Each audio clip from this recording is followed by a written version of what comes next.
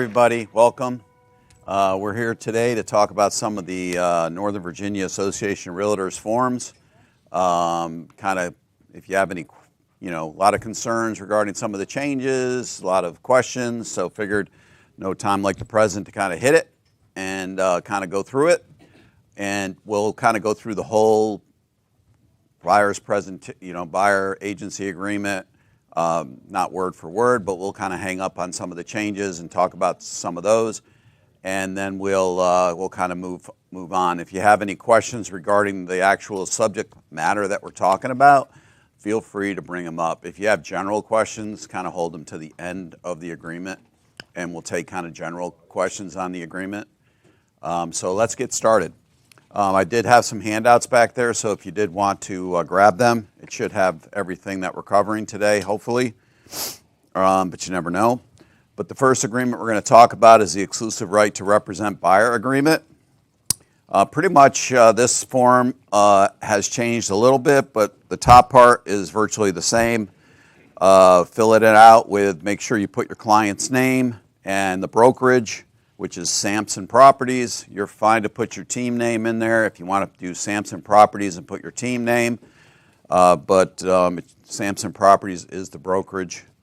And Sky Slope is kind of finicky sometimes. So sometimes I get these and they have other names in there other than Sampson Properties. It might have your name, it might have my name. So try and review your forms before you send them in as well, or send them to your clients. Electronic is good, but not 100%, right? So make sure you look over your stuff.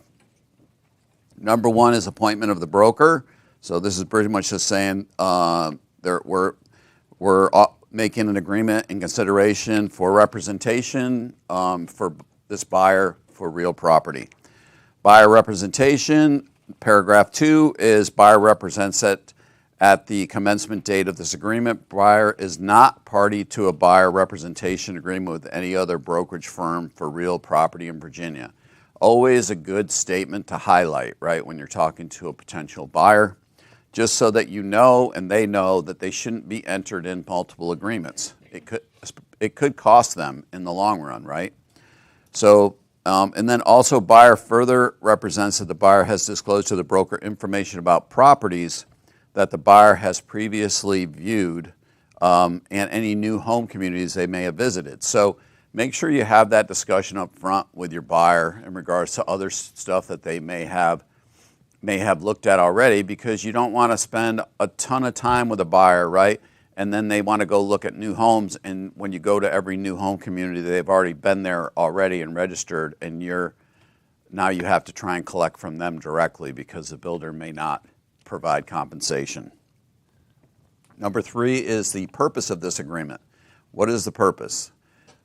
A buyer could be in multiple buyer agency agreements with multiple agents for different jurisdictions in Virginia. So I could have a buyer agency agreement for someone here in Northern Virginia.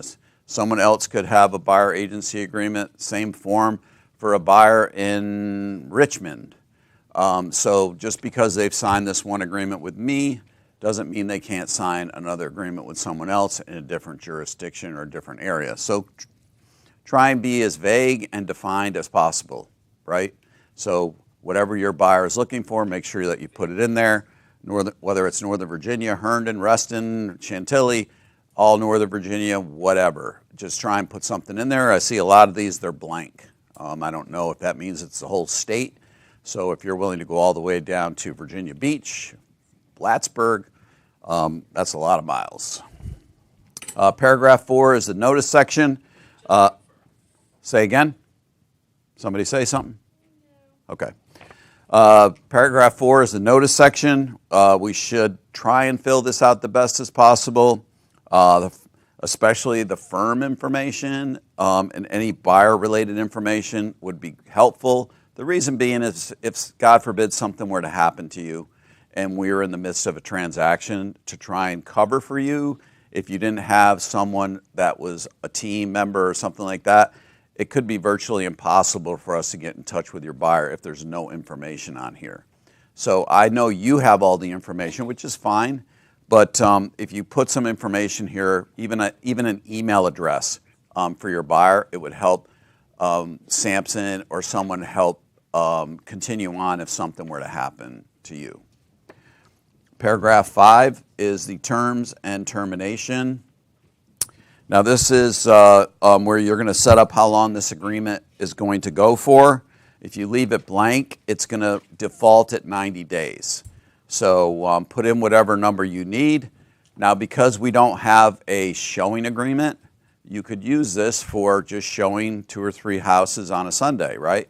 So if this is Sunday, which was just yesterday, the 8th, if I was called by a buyer and they wanted to go see properties and they were interested, I could fill this out for 1 day or 3 days or whatever and use this same agreement for those 3 days to establish myself with that buyer so that they understand and I get to know them, you know.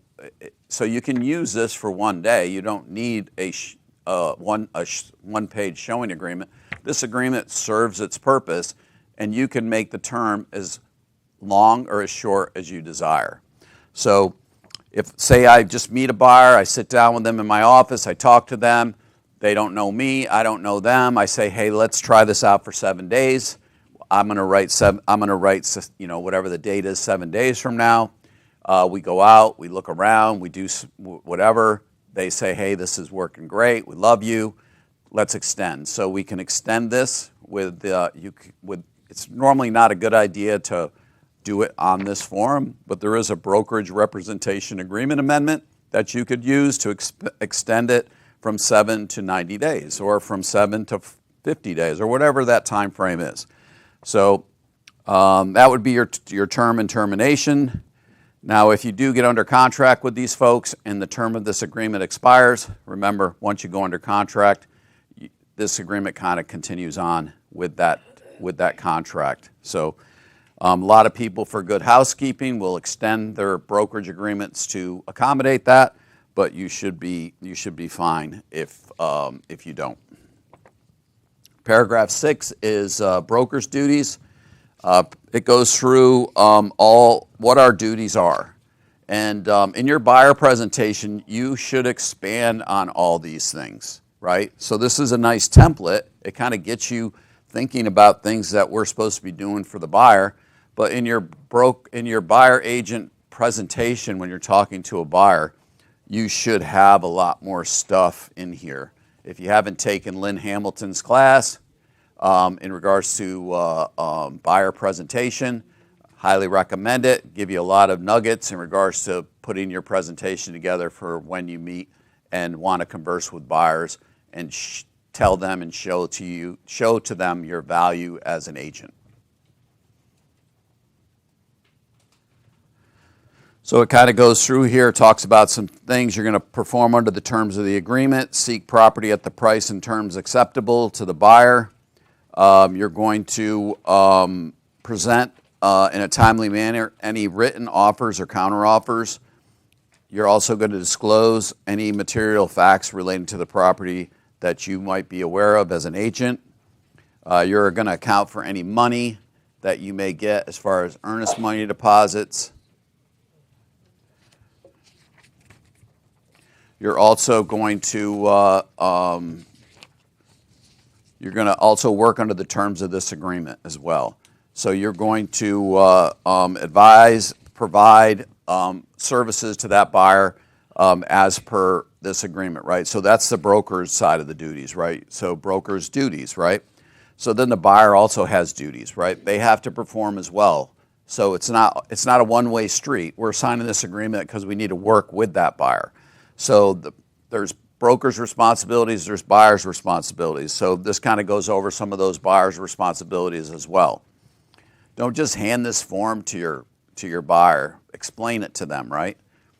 They're scared, right? They got to pay you now, right? So just make sure that they understand that it's a two-way street. We're working together here.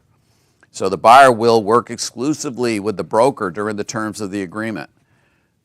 If your buyer has problems with this first one, which a lot of folks do, okay, that's when you talk about lowering the term. Well, let's do 7 days to make sure that that works for you, and then kind of work from there.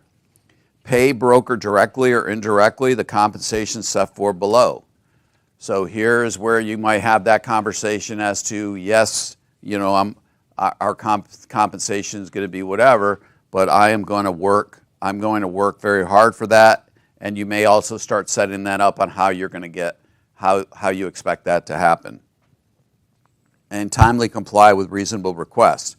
So there's nothing worse than working with a buyer and the house of their dreams comes on the market, and you contact them and you show them the property, and then after you show them the property, they go dark for a couple days, right? They just go off the grid.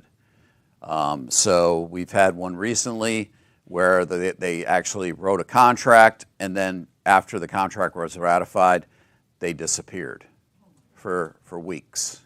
So had an emergency, had to leave the country unexpectedly, and you know, agent didn't know, nobody knew, we didn't know what was going on until finally the buyer resurfaced. But so try and keep in contact with your clients to know. Of course, you can't hit every possible scenario, but just remember the best communication is, as long as you know what the best communication with that client is. If it's not working, it's, you know, it is what it is, right? And then just make sure that your buyer understands cooperation and how the MLS works. So all this stuff is kind of added in here in regards to the buyer's duties. And now the paragraph that we've all been waiting for. Drum roll, please.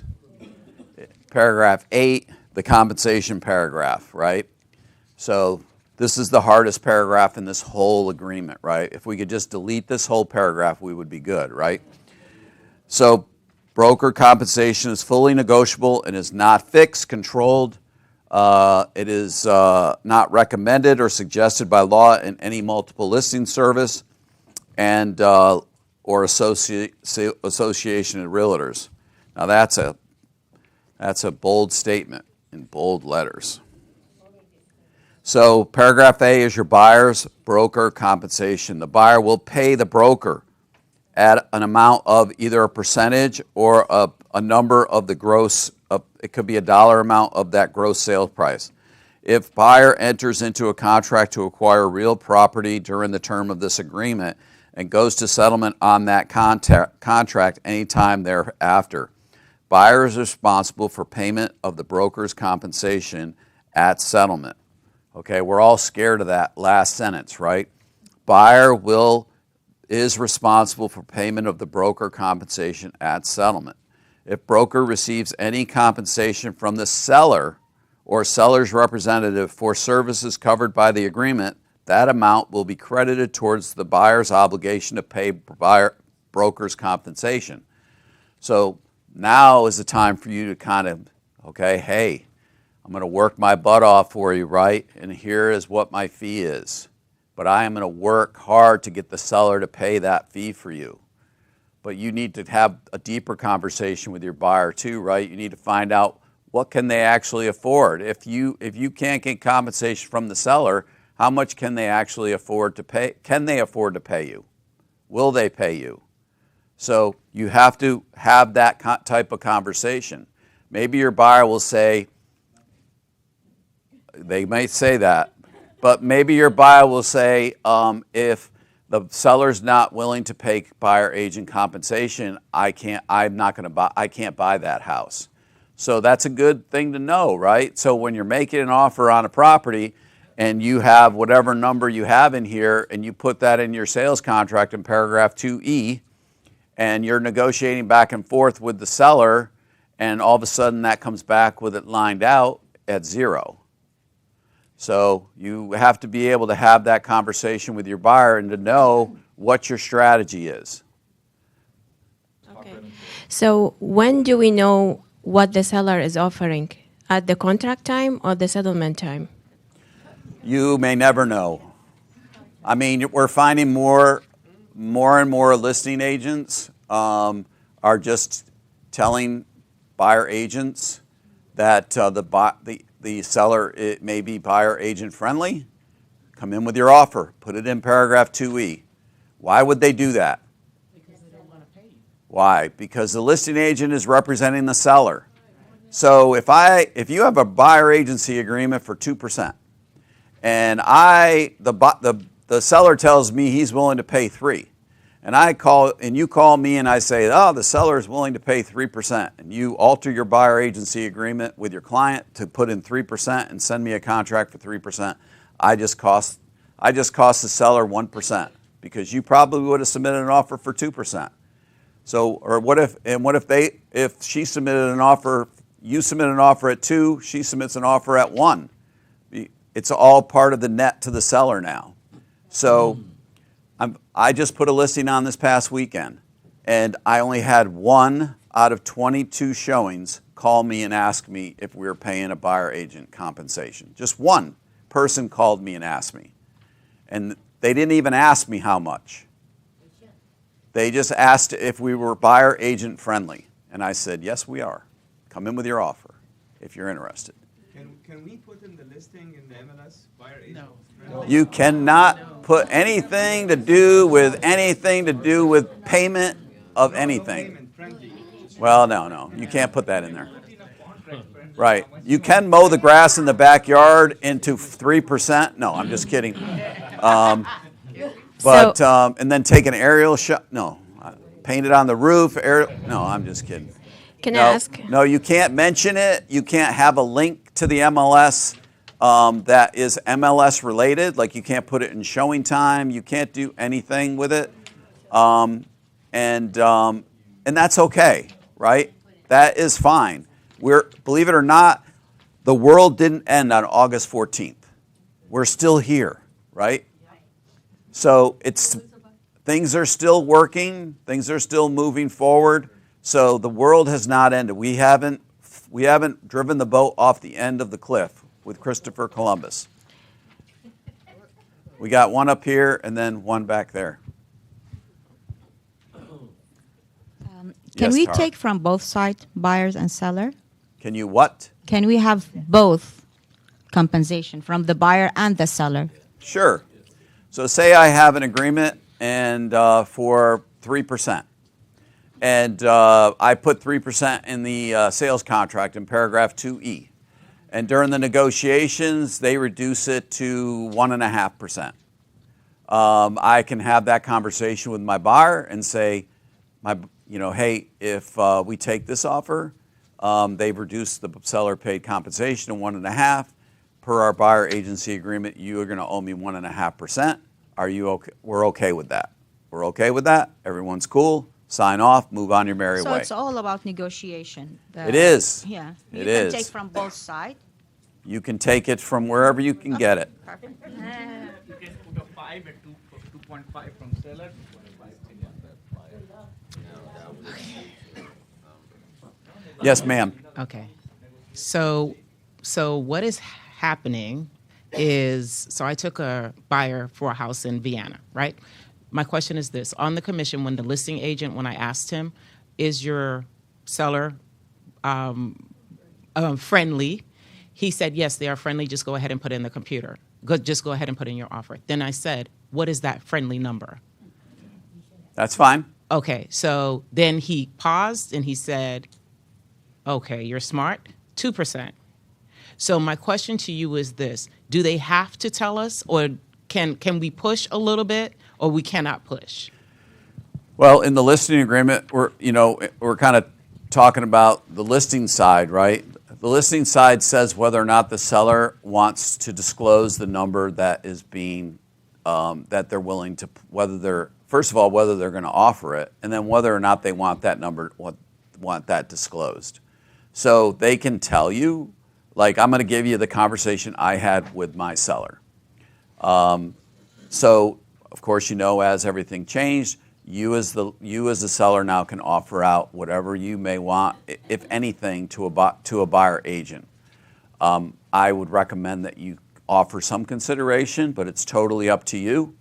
What if anything would you like to offer out? He told me the number, say 2.5%. I said, when agents call me to ask, do you want me to disclose that number to them? He looked at me and he said, no, I don't think so. I said, okay. So I said, scenario, someone calls me, they say, hey, Steve, I got a buyer, I'm going to write an offer. Is your seller going to pay a compensation? I say, yes, they'll pay. How much will they pay? I'm not authorized to disclose that to you. They say, well, if you don't tell me, I'm not going to, my buyer doesn't want to see it. So I had that conversation with my seller, and I said, if I get that conversation, do you want me to disclose that number? He said, yes. I don't want to prohibit any showings due to the fact that I don't want to disclose that number.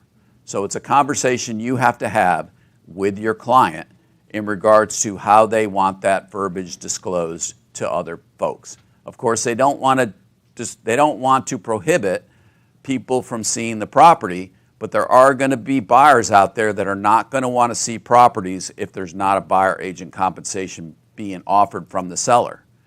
However, just because I tell you that my client is offering 2.5% doesn't mean you're going to get that in the contract. What if I have other offers?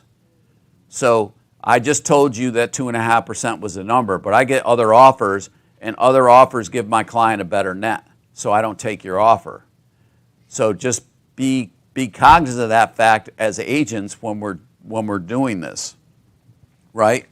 My recommendation is to make sure my recommendation is to make sure we as agents fully convey to our clients what our value is, and we convey our value on here. This is where we put the value of what the services that we're going to offer our client on a piece of paper. And the meaning of that is, because I get this question all the time, is, well, Steve, my buyer agency agreement says 2% or 1% or 1.5%, whatever. But what if the seller is offering more? Okay? Well, what does it matter whether the seller's offering more? If I'm an electrician and I walk into your house and I say, hey, I'm gonna swap out this electrical panel for you for $1,500, but how much money you got? Oh, you got money? Oh, I'm going to charge you $3,000, right? So don't think about it in that terms, right? When you're having that conversation with your buyer and you're setting up a brokerage agreement for whatever that number is, that's the number you should be fighting for in your sales contract to offset the cost of your buyer's cost, right? Because that's the number that you're expecting to get paid. So some agents are saying, I'm going to put 3% in, and then I'm going to go for the highest number possible, which is fine. But if you're going to offer that as a latitude to negotiate with your buyer later on to reduce that, that's fine. But think about how difficult it's going to be to get your buyer to sign an agreement, say at 1%. And then you call the listing agent and they say, oh, we're offering 2.5%. And then you all of a sudden throw a buyer representation agreement amendment, increasing your commission from 1 to 2.5%. Hey, buyer, would you sign this real quick before we go write an offer on this property? How excited are they going to be to do that, right? Well, they might do it for a little, rebate. I might. Well, if you said it here 1%, but now you're going to get 2.5%. Well, maybe I should get some of that money, right? So in order to curtail those type of conversations, I recommend that you figure out your own business strategy and figure out what your value is, and that's what you put on this piece of paper. Don't make it a moving target. If you make it a moving target, guess what? Your buyer is going to make it a moving target. Okay? I've gotten a couple of these, 1 to 3%. Can't sign it. Right? NAR settlement doesn't allow me to sign that. It conflicts with the terms of the NAR settlement. So if I put 1 to 3% in there and you're in negotiation with the seller and you start off at 3% and you negotiate down, how hard is your buyer going to fight in the contract for you to get 2.5% if they counter you right away at 1%? And it's within that term, and their buyer's like, oh, that's good to me. All they did was reduce your commission from 2.5% to 1%. I'm good to go with that. Let's go. Sign the dotted line, and off they go. So if your value is on a sliding scale, your buyer's going to think that it is as well. So I know some folks are writing in the other terms, stuff like, as per paragraph 8, the compensation is 8%, but the brokerage is willing to reduce its compensation to X percent at a minimum. If you write that kind of stuff in your agreement, you're setting yourself up for failure in regards to getting your compensation, right? I mean, it's one thing if you have, I'm going to just throw a number out. It's one thing if you have 3% out here, and you put 3% in the sales contract, and the seller's agent counters you at 1%. The buyer's still thinking, I owe that agent 3%. So maybe they counter back at 2%. Now you as an agent can have a conversation back with your buyer and say, hey, I know we ended up at 2%. I'm willing to reduce my compensation from 3 to 2% to make this deal work as well. So you do a brokerage representation agreement amendment for that specific property. Don't make it general, do it specific for that property, because what happens if they void the contract? Now you're stuck with that term. So make it property specific. So adjust it for that property, move on, everybody's happy, or you don't. You can leave it where it is and then decide later on in the transaction whether to do something or ask your buyer for that additional 1%. But I mean, even if a seller says they're not willing to pay buyer agent compensation, there's ways to work compensation into your offer. Casey Sampson was talking with Casey with Coffee with Casey. He had multiple offers on a property. Some were offering. His client was against paying buyer agent compensation. He had multiple offers. He had one offer come in with 2.5% seller paid buyer agent compensation. When it was all said and done, they ratified the one with the 2.5. Why? It had better terms, better net for the seller. Okay? That's what it all comes down to. Terms and net to the seller. So there's always ways of getting the seller's paid buyer agent compensation in there. Yes, you could have an appraisal issue potentially if you're raising it up on the sale price, but if you're making the contract not contingent on an appraisal, it's not an issue, right? So you just have to look at each situation as its own situation. There's not a blanket way of doing this. It's going to have to be individualized towards each property that you're making an offer on. Any more on the buyer agent compensation part? Hold on. Hey Steve, I have a question. Is that is the Samsung has any rule that how much commission we can get it from that, from the listing or the buyer? Let's say that, do you guys have any cap that we cannot work for the 1%? You can put any number you want in here. So Samsung Samsung has no rule in regards to how much. I'm seeing brokerage agreements, a flat fee, say $5,000. I'm seeing them 4%. Yeah. So I'm seeing all different numbers in here for different folks and different teams or whatever. So there's no policy from Samsung that tells you what you can or can't offer. The only caveat that I may say to that is if you're working with a mentor. So if you're a new agent working with a mentor, you can't work for free, right? Because you're getting support from a mentor. So there's certain criteria that you may have to abide by in the mentoring agreement. But as far as Samsung policies go, you can work for whatever number you want to work for here. Got it. Thank you. Thanks. Okay. Hold on. All right. So next on the same paragraph is broker compensation will be earned, due, and payable to the buyer under either of the following circumstances. One is within a time of expiration, whether that's 30, 60, 0, whatever you put in here. I don't recommend 0, but whatever number you put in there. Or if entered into an enforceable contract to acquire real estate during the term of the agreement and buyer defaults under the terms of that contract. So Any obligation incurred under this agreement on the part of the buyer to pay buyer broker compensation will survive the terms of this agreement. Next paragraph is a retainer fee. If you're charging your buyers a retainer fee, you would denote that part in here. Now, I was never a big fan of retainer fees, okay? Until I took a broker class a couple weeks ago with Larry Anderson. I don't know if you ever had the pleasure of sitting in one of his classes. But I was sitting in his class, and he says he always charges a retainer fee.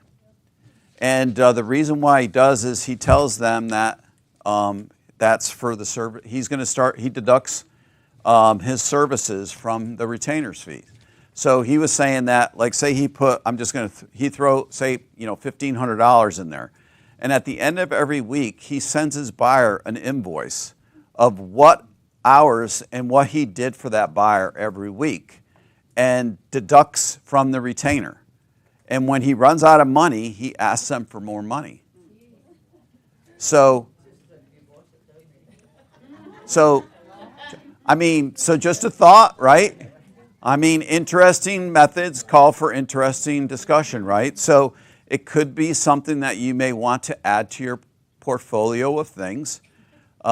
If you charged a retainer fee and you said to your buyer, hey, here's how much I'm going to pay. Here's how much I charge. In order for me to get started to work for you today, my retainer fee is $1,500. From that $1,500, I'm going to start working, and at the end of every week, I'm going to send you an invoice to show you what I've done for you each week, whether I've shown you property, whether I've searched the MLS, whether I've searched the Washington Post looking for properties, whatever I did for you, I'm going to provide an invoice and show you what I did and a deduction from that retainer fee. And he said he was doing an ABR class one time, and he was teaching that method to the class. And he had a bunch of people in the class that were old, crusty real estate agents. They're all like, oh, no, we're not going to charge no retainer fee. That's crazy talk, right? But he had someone young who was just starting out in real estate, and they took all that information out. And he said a couple months later, he ran into that individual, and they said, man, that idea, the retainer fee, was the best idea I ever heard. That works like clockwork, blah, blah, blah. Because that person didn't know any other way, right? They hadn't tried any other thing. The only thing that they knew was what they had learned in that class at that particular time, and they put it to use immediately and never looked back from it. So new ideas are opportunities for us to grow, right? So a little growth moment here at Sampson Properties for you today. How does the broker pay you? So you would put the retainer fee in, right? There's a form in Sampson for depositing a retainer fee, and that just pass-throughs to you. We don't pay you from that. We just pass it through to you. So you would get that retainer fee, and then it would be in your possession, and then you would make your deductions however you see fit. Number C is your broker service fee. This is an excellent place to put the $395 fee. Whether you're charging your client the $395 fee or not, you should write it in there. Okay? If you are paying it on behalf of your client, write it in to paragraph 19. There's nothing that gives you a little bit extra spark to your buyer than knowing that you're paying something for them. So if you don't write it in, they don't even think about it, right? You don't even think about it, right? You get charged it and you pay it. But it gives you a better, a little bit more prestige to your buyer that if you're going to pay it, write in the $395 fee, and then in other provisions, write agent, Steve Lefave will pay $395 brokerage fee to Sampson at settlement. So that way you're covered. Paragraph D is the property type. Buyer agrees to the terms of this paragraph when entering into any contract for the type of real estate. Retention of excess compensation. Broker may not receive any compensation, including fees, which exceed the amount set forth in this agreement. So before it used to say that anything above and beyond what you had in the agreement that was paid out through the MLS was the property of the broker, right? Now it says anything additional is not ours. Number 9 is relocation. So if you're working with a relocating buyer, make sure you put this information in there. Paragraph 10 is your representation. Now, by the show of hands, how many people know what designated representation is? Okay, almost everybody. Designated representation means we have a Sampson listing and we have a Sampson buyer. So each one works under Sampson. They're designated by the brokerage to work for each individual party, right? Okay, show of hands on the same topic, dual representation. Okay, dual representation means I'm an agent for the seller and now I'm also an agent for the buyer. So in reality, I represent neither, right? Because now I'm a third-party intermediary. So make sure you check the appropriate boxes in here. Leaving them blank makes me think you don't know what they mean, right? So if you don't check either box, which Sampson recommends that you treat buyers that are not involved in the transaction up front as unrepresented unless you have a pre-existing buyer agency agreement with them on your own listings. However, they don't prohibit dual agency on sales. They do on rentals, but sales, you can be a dual agent. Why you'd want to be that, I don't know, but you could if you needed to be a dual agent for whatever that reason would be. So paragraph 10, sellers, pretty evident what the seller's representation is. Buyer's representation we're good on. Then we got designated representation we just talked about and dual representation as well. From August 14 to now, what do you recommend using the fixed or flat rate or percentage? What do you see more working? Like, it's a trial and error, just. My philosophy on broker compensation is it's not a set number for me. It's a variable. And the reason is because every buyer is different. So my philosophy is if I am working with a buyer who comes to me and says, Steve, I'm looking for a $500,000 property in Burke, single family home. It's a needle in the haystack, right?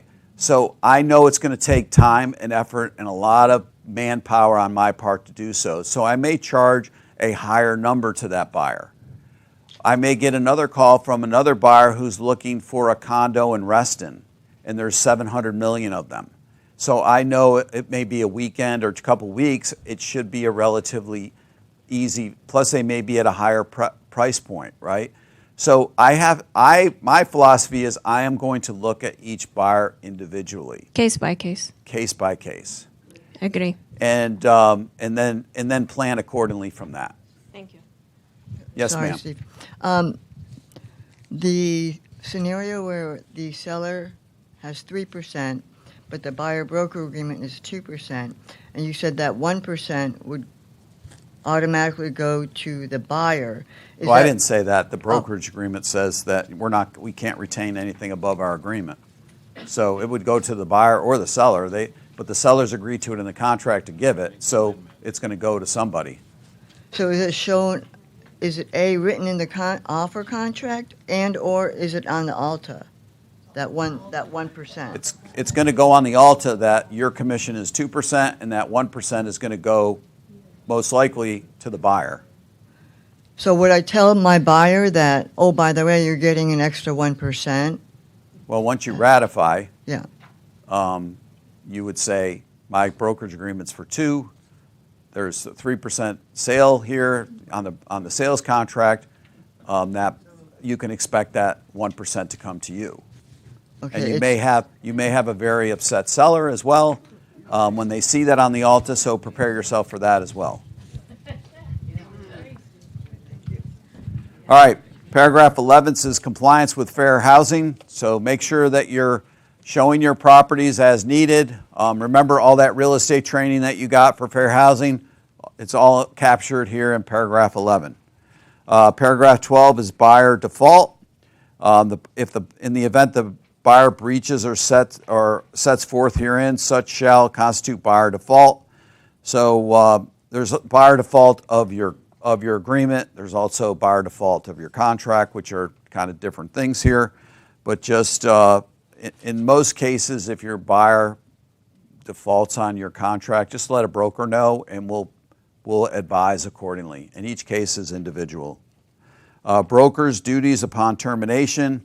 In the event the broker terminates agreement prior to the expiration, so you can terminate agreement with your buyer just as easily as they can terminate with you, right? You can send them a notice terminating your agreement, and then you go on your way, they go on their way as well. So you can do that.